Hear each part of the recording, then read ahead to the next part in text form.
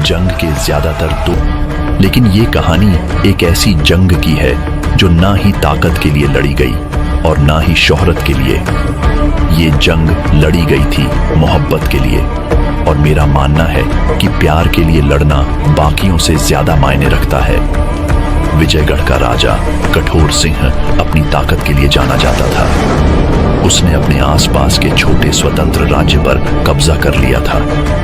एक ऐसा ही छोटा सा कुशल राज्य था इंद्रगढ़, जहां की राजकुमारी चंद्रकांता अपनी खूबसूरती के लिए जानी जाती थी। इंद्रगढ़ पर कब्जा करते ही उसने राजकुमारी की इच्छा के बिना ही उससे शादी कर ली।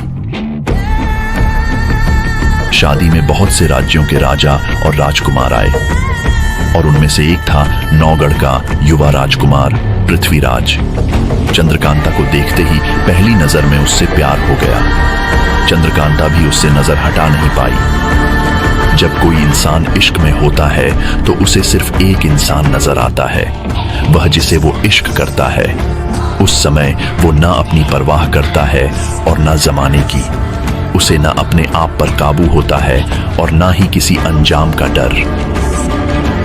एक तरफ कठोर सिंह इन सब से अनजान अपनी अय्याशी में डूबा हुआ था, वहां दूसरी तरफ राजकुमारी चंद्रकांता और राजकुमार पृथ्वीराज एक दूसरे के काफी करीब आ रहे थे।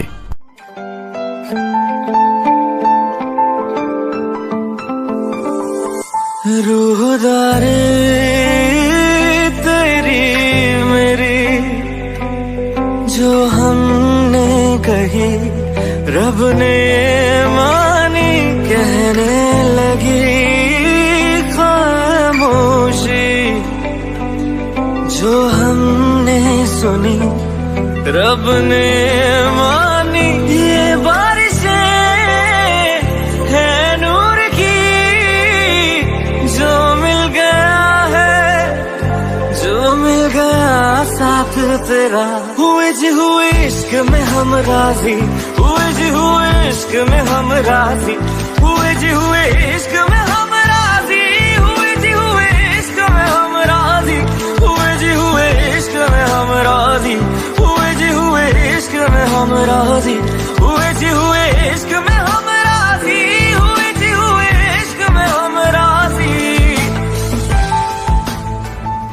अब दोनों का एक दूसरे से अलग होना नामुमकिन था। दोनों ने उस रात एक ऐसा कदम उठाया जो उनके साथ साथ हजारों लोगों की तकदीर बदल देने वाला था।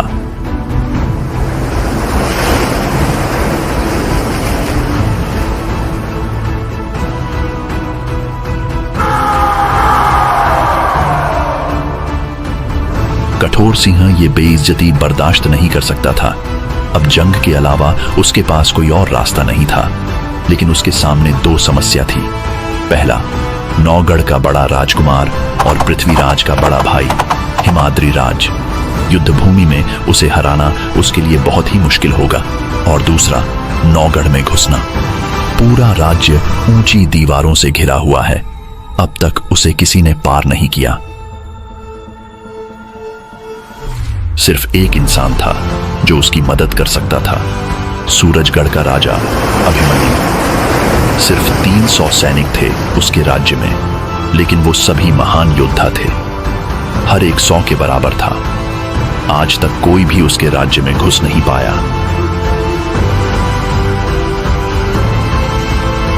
उधर नौगढ़ में हिमाद्री अपने पिता राजा हर्षवर्धन को यह सलाह देता है कि चंद्रकांता को वापस विजयगढ़ भेज दिया जाए ताकि युद्ध को रोका जा सके। लेकिन ऐसा करना राजा को उचित नहीं लगा। पृथ्वीराज चंद्रकांता के बिना रह नहीं पाएगा, और फिर वापस जाने पर चंद्रकांता की जान को भी खतरा था। राजा ने युद्ध के लिए तैयार रहने को कहा।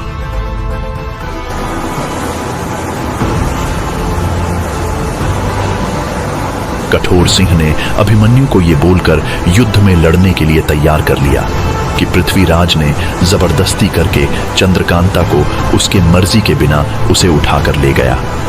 और फिर दोनों नौगढ़ की ओर बढ़ने लगे।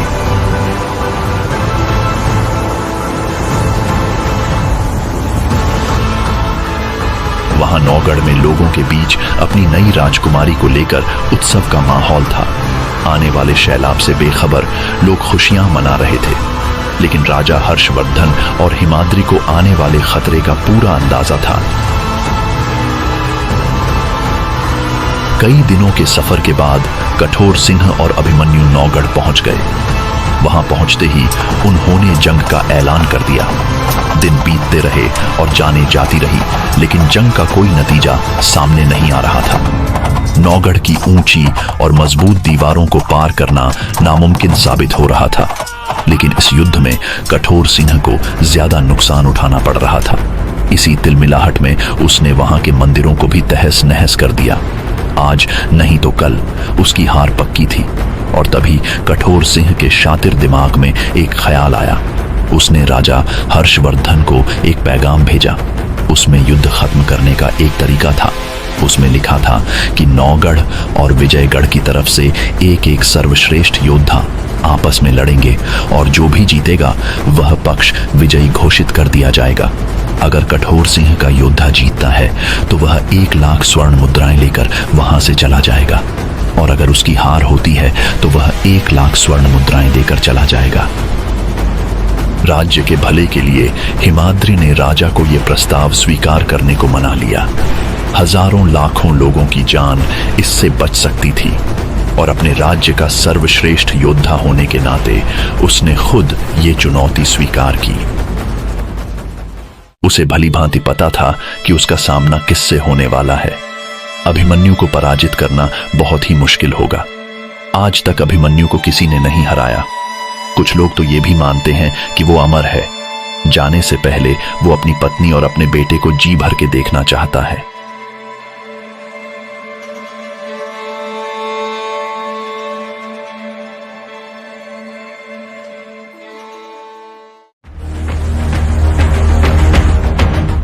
और फिर देखने को मिलता है एक ऐसा मुकाबला जो शायद फिर कभी किसी को देखना नसीब ना हो। दुनिया के 2 महान योद्धा आमने सामने।